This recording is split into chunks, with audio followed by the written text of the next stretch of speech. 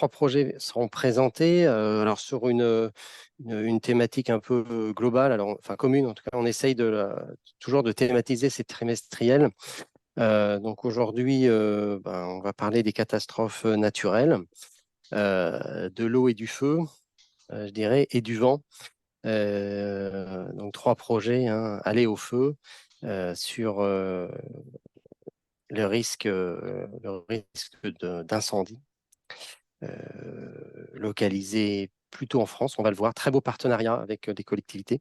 Le projet GeoAttack également, localisé au Rwanda. Jean-Philippe Mallet qui va se joindre à nous vers 11 heures. Donc ça, c'est très intéressant également sur les glissements de terrain. Et toute une méthodologie très originale. Et puis le projet Simopolé, alors bien sûr, on connaît bien puisque on a travaillé avec ce projet notamment en Afrique du Sud, on l'a présenté, donc c'était très intéressant sur les cyclones à Madagascar. Donc on va voyager un peu, au moins virtuellement, et donc je vous remercie voilà, pour votre présence, pour la présentation de ces projets, et je vous laisse la parole.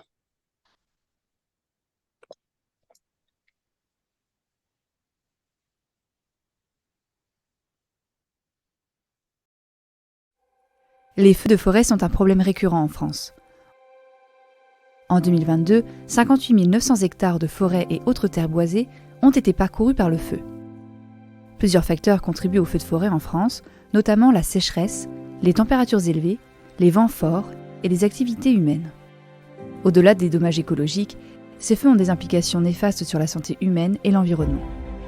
La nécessité d'adresser ce problème devient cruciale pour la préservation globale de notre planète, la sécurité des populations et la protection des biens. C'est dans ce contexte que le projet SCO Aller au feu a été développé. Démonstrateur opérationnel sur les risques d'incendie de forêt, l'outil a été développé sur l'Aude et toute la zone Prométhée, axe méditerranéen. Le département de l'Aude a été choisi par son exposition à différents types de conditions climatiques: océanique, méditerranéen, continental et montagnard. Il intègre l'évolution observée et modélisée des conditions climatiques et territoriales selon les scénarios du GIEC. Il a pour but d'anticiper, de réduire et d'organiser la lutte contre les incendies. Cette cartographie est une aide à la décision pour les politiques publiques des services de l'État et des services départementaux d'incendie et de secours, SDIS. La concrétisation de ce projet repose sur la collaboration de plusieurs partenaires dont la Direction départementale des territoires et de la mer, DTTM, l'Office national des forêts, le SDIS Aude, l'INRAE, Météo France et le CNES. Ces acteurs contribuent en effectuant des vérifications sur le terrain, en appliquant des méthodes statistiques, en mettant en œuvre leurs expertises, ainsi qu'en partageant leur savoir-faire. Pour élaborer cette cartographie initiale, Aller au feu combine des données provenant de la télédétection, des relevés sur le terrain et des informations météorologiques. Les satellites Sentinelle-1 et 2, Pléiades et MODIS fournissent des données sur la densité de végétation et son état hydrique. Ces informations, combinées aux données météorologiques, permettent d'élaborer des indices de danger opérationnel. Pour une analyse complète, un aléa évolutif est calculé, prenant en compte les impacts du changement climatique et l'aggravation du contexte territorial. L'évolution de cet aléa impactera fortement la répartition des incendies sur le territoire et les mesures à mettre en œuvre pour y faire face. En outre, Aller au feu est un outil de pédagogie préventive et informative pour les décideurs locaux et les acteurs du territoire. La prise en compte proactive des aléas offre la possibilité d'anticiper et d'éviter les situations critiques, renforçant ainsi la protection des populations locales contre les incendies de forêt. Actuellement appliquée au territoire élargi de l'Aude, cette cartographie pourra être étendue à d'autres régions.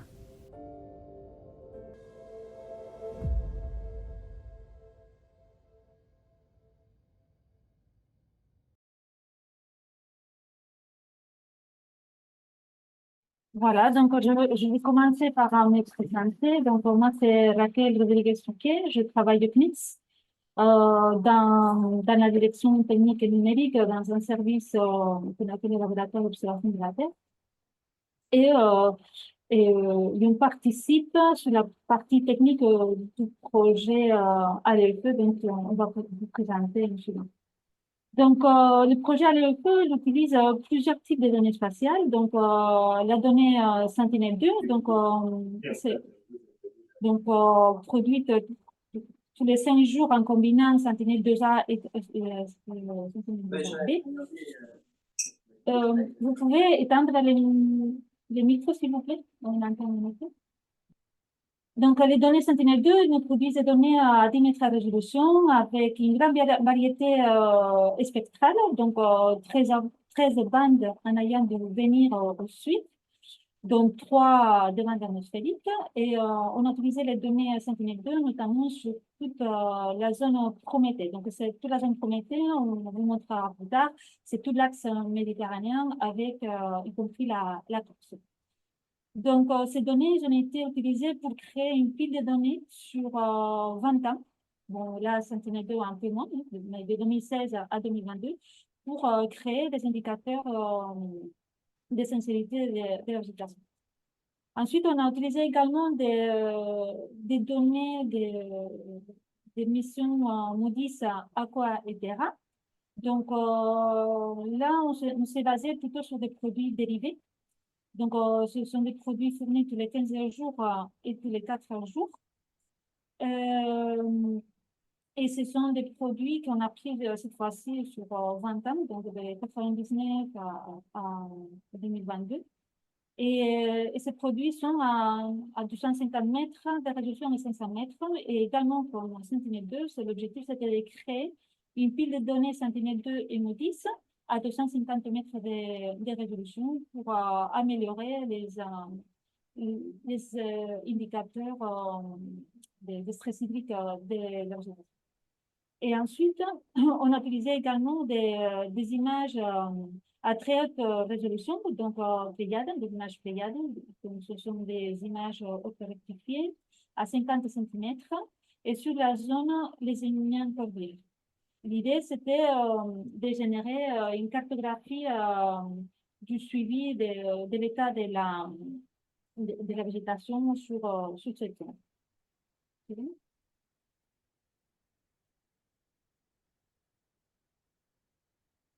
On a également utilisé des données LIDAR HD de l'hygiène, donc,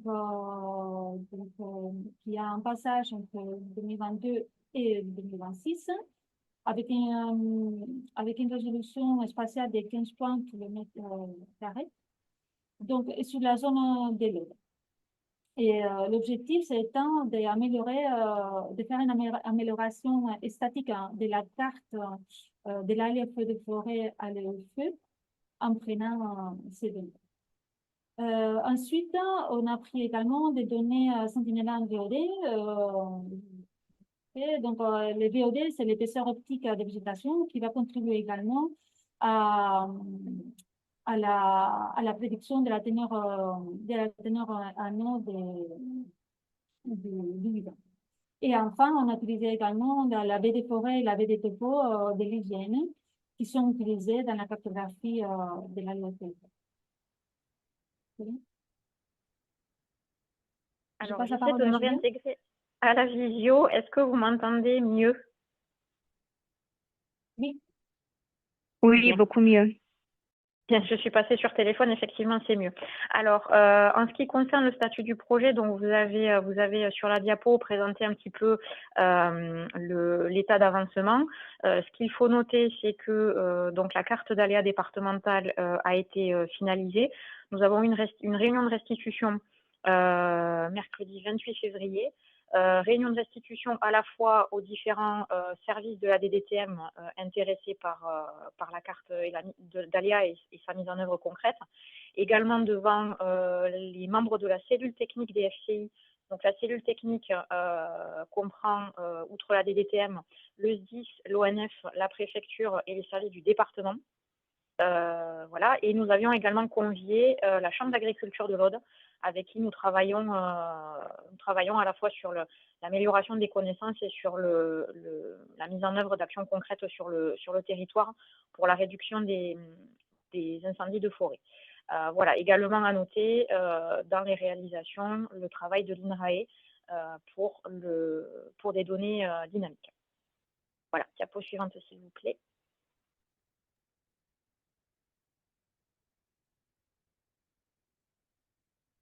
Alors ici, vous avez représenté notre cartographie d'aléas. Donc, très rapidement, nous avions une problématique dans l'Aude qui était j'allais dire la non-fiabilité de nos données relatives à l'aléa. On avait des données assez disparates sur le territoire, avec des études qui n'avaient pas toutes été faites à la même époque et pas toutes sur les mêmes portions de territoire.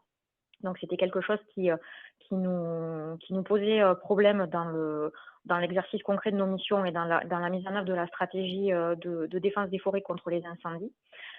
Donc, cette cartographie d'aléas, telle que vous la voyez, c'est la première brique du projet Aller au feu. C'est une brique majeure du projet.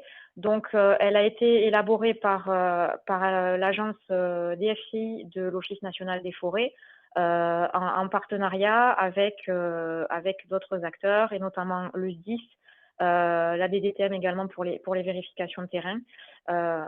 Voilà. Que vous dire dessus? La méthode utilisée, très rapidement, elle a consisté à faire une cartographie de la masse combustible sur le territoire à partir d'une analyse de l'occupation du sol. Cette cartographie de la masse combustible a été croisée avec une cartographie concernant la vitesse de propagation des incendies. Donc là, on est parti sur deux scénarios, les deux scénarios majeurs qui peuvent survenir sur le département de l'Aude, à savoir un scénario de vent d'est et un scénario de vent d'ouest. Ce qui nous a permis, par le croisement de ces deux données, d'avoir des cartographies de l'aléa par les deux scénarios de vent les plus probables sur le département, ainsi qu'une cartographie d'aléa max, qui, elle, ne correspond pas à un scénario, mais bien à l'aléa maximum qu'on peut rencontrer sur le département. Donc, c'est la cartographie que vous avez sous les yeux. Et juste pour ajouter, à partir de ces cartographies-là, on a également élaboré on a croisé en fait cette donnée-là avec la cartographie des interfaces, qui vise à identifier sur le territoire les zones urbanisées et à les catégoriser selon qu'elles sont plus ou moins denses, diffuses et isolées sur le territoire. Et le croisement de ces deux données, l'aléa et l'interface urbanisée sur le territoire, nous permet d'avoir ce qu'on appelle une cartographie de susceptibilité, qui va nous permettre de cibler dans notre action les zones les plus à risque et les zones sur lesquelles on va pouvoir agir, notamment en prévention. Mais j'y reviendrai un peu plus tard dans le diaporama. Voilà, je repasse la parole à Raquel. Merci Julia. Juste à ajouter à cette diapo de la carte de la forêt, comme l'utilisation de la donnée spatiale dans les projets SCO, c'est important. Il faut dire que cette carte, il a été générée, entre d'autres, mais à partir d'une image Sentinel-2 prise en 2021, qui a permis, par classification supervisée et en post-traitement, de générer la première carte d'occupation du sol. Et après, ça a été amélioré pour donner au résultat que lui vous a présenté.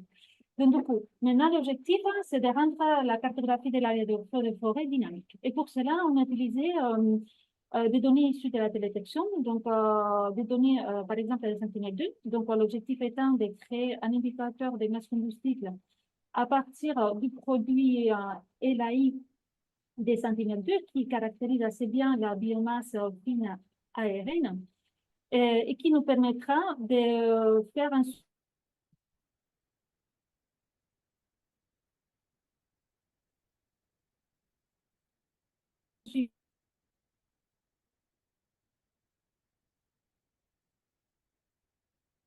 suivi dynamique annuel. Il y a un autre produit annuel de la canopée. Cette fois-ci, de faire un suivi de la même façon. On est en train aussi de mener une étude en parallèle avec des données, en utilisant des données Sentinel-1, donc c'est un imageur SAR, et donc pour créer un indicateur qui puisse être corrélé à la biomasse sèche de la végétation. Donc, par rapport à Sentinel-1, on est en train de partir d'un index qui s'appelle le Radar Forest Degradation. C'est un index qui va exploiter l'information polarimétrique de l'onde radar. Et cela, il va nous permettre d'avoir un suivi de la dynamique de la biomasse sèche à une échelle saisonnière. Donc là, je vous ai parlé de l'amélioration dynamique de la carte d'alliés de feux de forêt, mais on compte aussi de faire une amélioration statique de cette carte en utilisant les données du lidar HD de l'IGN. Il nous fournit une information de la stratification verticale du combustible dans des pixels à 20 mètres. Donc, ici, dans l'image puis le centre, vous voyez, on représente le combustible donc, dans l'axis en kilogrammes par mètre cube en fonction de l'auteur de la canopée. En effet, le lidar permet de mesurer certains métriques qui sont clés pour la combustibilité de la végétation. D'une part, il permet de mesurer la charge des parties arbustives et de sujétage qui vont déterminer la puissance du front du feu. Et aussi permet de mesurer les discontinuités verticales qui vont déterminer si le feu brûle la canopée et si la charge de la canopée contribue ou pas à la combustion. Et à droite, vous avez les résultats des travaux en cours de Martin Bucu de l'INRAE, dont il fournit la mesure de la canopée en fonction de les différentes strates verticales sur la zone de lézignan commun. Dans le même optique, donc, de rendre dynamique, d'actualiser la carte de l'algue de forêt, donc, on a une étude en cours avec l'utilisation des données Pléiades. Donc, je rappelle, ce sont des données à très haute résolution, 50 cm, qui nous permet à la fois de suivre l'évolution de l'occupation du sol sur la zone ici des lignes corbières, donc avoir un suivi, par exemple, des surfaces privées. Mais il nous permet aussi de faire un suivi à droite, image à droite, de l'évolution de la masse combustible dans l'eau, via une classification de la végétation en basse, moyenne et haute dans les différentes tonalités de vert que vous voyez dans l'image. Donc, là-dessus, je vous présente les travaux en cours dans le Work Package numéro 2 et le Work Package numéro 3 qui visent à l'amélioration des indices de stress hydrique de la végétation tout en prenant en compte les différents scénarios du GIEC pour comme objectif de créer des indices opérationnels d'énergie. Pour cela, ces travaux sont menés en coordination entre le CNES et l'INRAE. L'INRAE il apporte la méthode pluraliste qui va expliquer les activités de feu en occurrence et en taille. La méthode pluraliste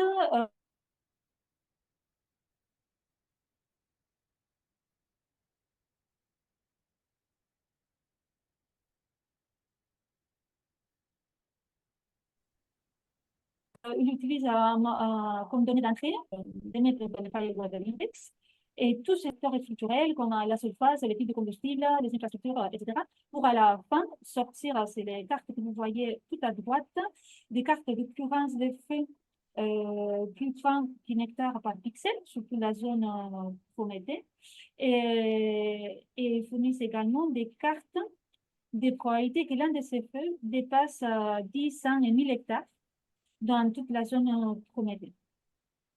Donc, dans le cadre de l'EFE, ce qu'on a visé, c'est d'améliorer ces cartes-là en introduisant la donnée spatiale, donc issue des Sentinel-2 et MODIS. Donc, le CNES, comme je vous ai mentionné tout au début, donc, il a généré une pile de données à 250 mètres de résolution à partir de Sentinel-2 et MODIS sur 20 ans et sur toute la zone Prométhée.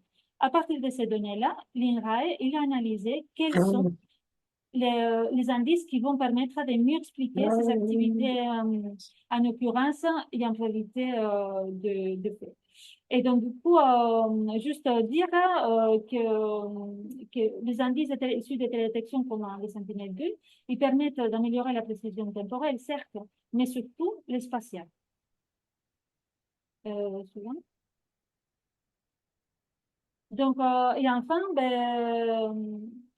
les choses que j'ai parlé du slide précédent, ces travaux s'inscrivent dans une thèse à l'INRAE de Jorge Castelclavera sur cette thématique-là. Et sur le même work package, les 2 et les 3, un autre étude en cours, c'est sur la prédiction de la teneur en eau des parties vivantes en utilisant la donnée de télédétection. En effet, aujourd'hui, les données ici que nous fournies par l'Office national des forêts, c'est celle du réseau hydrique, et ce sont des données très ponctuelles, comme vous le voyez dans l'image tout en haut à gauche, donc les points bleus, qui ne sont pas trop spatialisés dans toute la zone compromettée. Donc, l'objectif, c'est d'augmenter ces mesures-là en utilisant la télédétection. Donc, aujourd'hui, il y a une première étude du pouvoir prédictif des différents produits de télédétection, donc soit en utilisant l'indice d'humidité par différence normalisée, soit en utilisant l'épaisseur optique de la végétation, les VOD, ou bien le contenu en eau de la canopée, ou même des produits thermiques. Pour justement pouvoir prédire mieux les teneurs en eau suivant différents scénarios de changement climatique.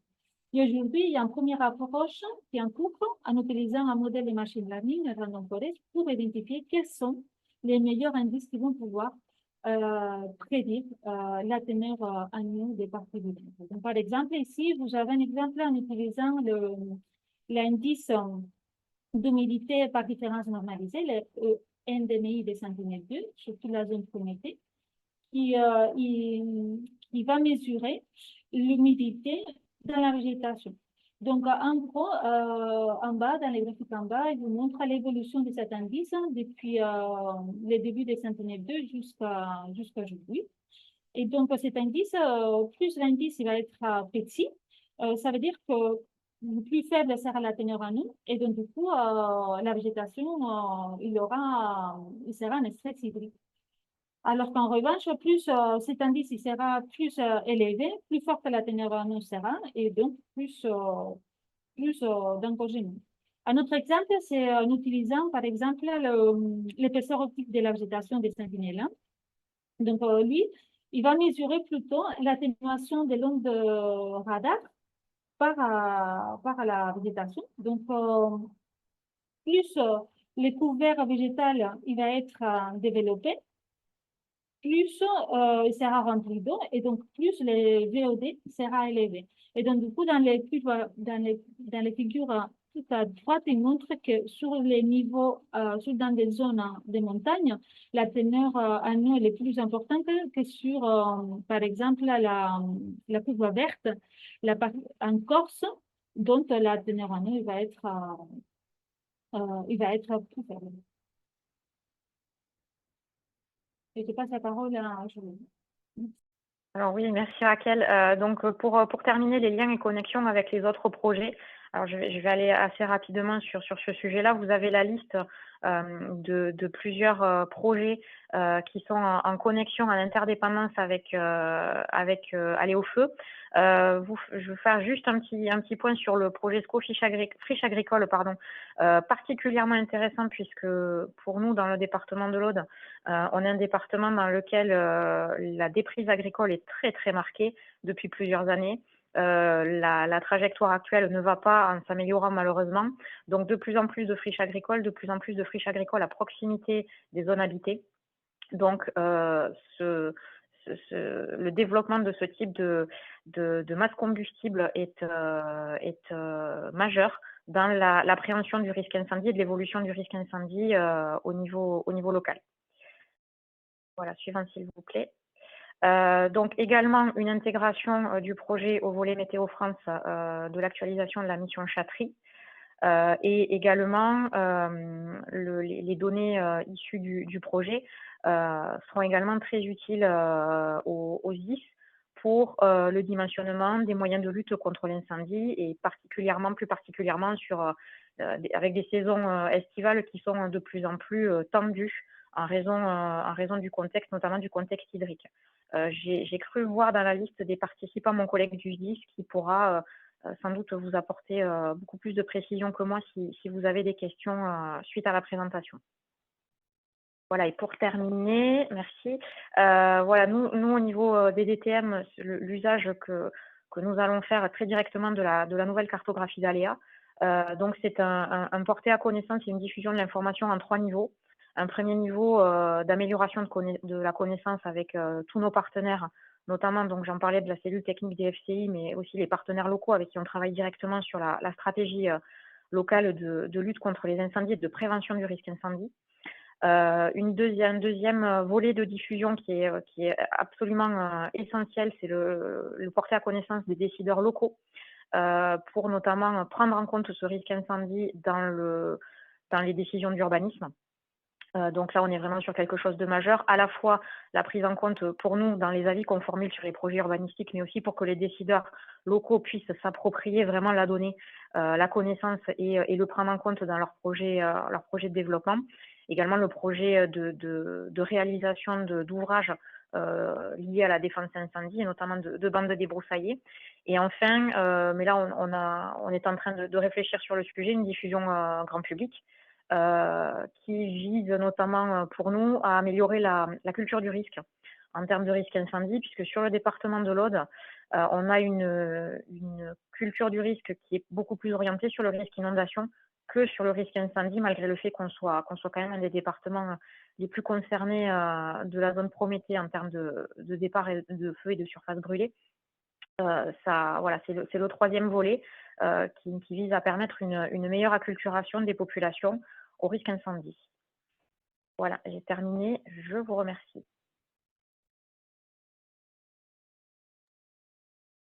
Bonjour. Moi, je voudrais poser une question, donc Pascal Breilhin-Raé. Est-ce qu'il y a aussi dans l'idée de ce projet de regarder le temps que prend la reforestation, qu'elle soit naturelle ou induite par l'homme derrière, après un incendie?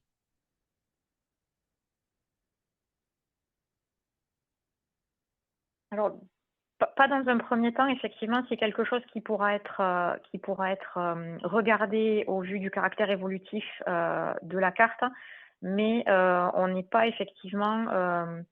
on va voir l'évolution de l'aléa, c'est-à-dire que s'il y a un incendie qui se produit, on va voir une baisse de la masse combustible et donc de l'aléa sur un secteur, et on verra cette reprise de masse combustible au fur et à mesure que la végétation va être amenée à repousser, mais pas forcément, on l'a pas forcément pensé en termes de reforestation au sens reprise, on va dire, d'un caractère forestier sur le secteur.